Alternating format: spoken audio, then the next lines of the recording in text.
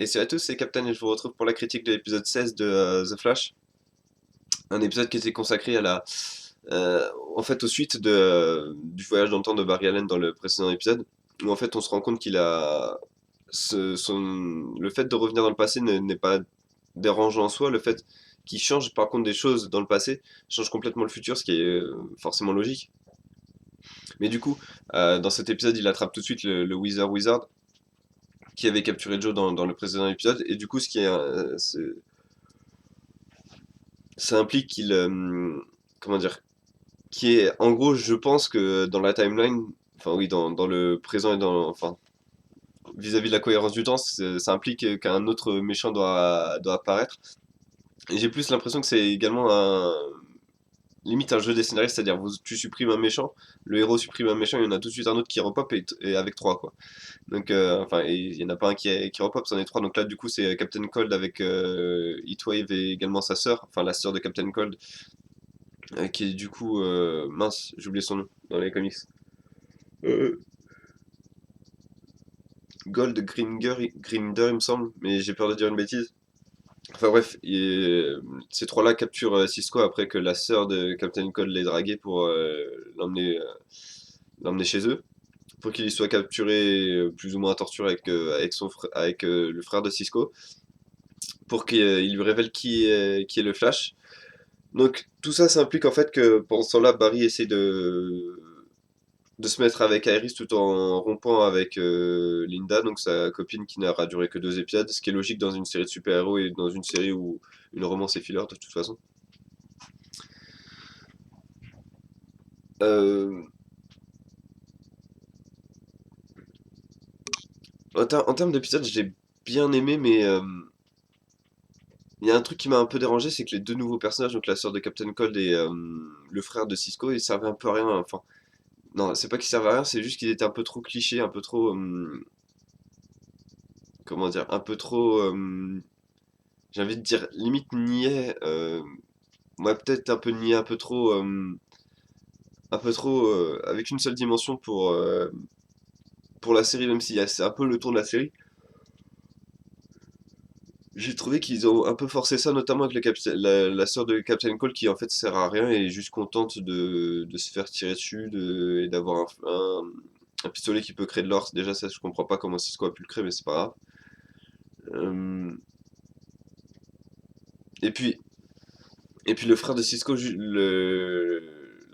comment dire, l'intégrer à la série juste pour que, en fait, on se rende compte que c'est une version de Cisco qui aurait pu bien tourner selon ses parents, c'est-à-dire qu'il joue du piano, qui est fidèle à ses parents, etc. Euh, Juste pour révéler un peu plus tard qu'en fait il était jaloux de Cisco, enfin c'est un peu trop cliché j'ai trouvé. Mais au final c'est les seuls défauts de cet épisode, en tout cas les seuls défauts majeurs, parce que j'ai bien aimé le fait que Harrison Wells panique un peu en voyant que Barry a joué avec le temps, parce que forcément ça implique des choses pour lui aussi, qui essaie d'avoir un futur un futur enfin, à sa façon quoi, son propre futur. Et donc du coup, si Barry change le passé, forcément son futur va être altéré, et c'est même possible qu'il le soit déjà. Euh, donc de ce point de vue-là, c'était sympa. C'était également sympa de voir la répétition, mais façon opposée, c'est-à-dire de voir quasiment le négatif du précédent épisode. C'est-à-dire dans le précédent épisode, il y avait le professeur Wells qui disait à Cisco qu'il le considérait comme son fils avant de le tuer. Là, il le considère comme son fils avant de le réintégrer à l'équipe, donc ça c'était sympa. On a également bon, toute la romance avec Barry et Iris qui, qui fonctionne pas comme Barry le voudrait. La vraie info de cet épisode, c'est quand même que Captain Cold sait l'identité de Flash, du coup. Et ça, c'était sympa. Parce que forcément, ça implique des choses dans le futur, des choses qui vont pas être prévisibles.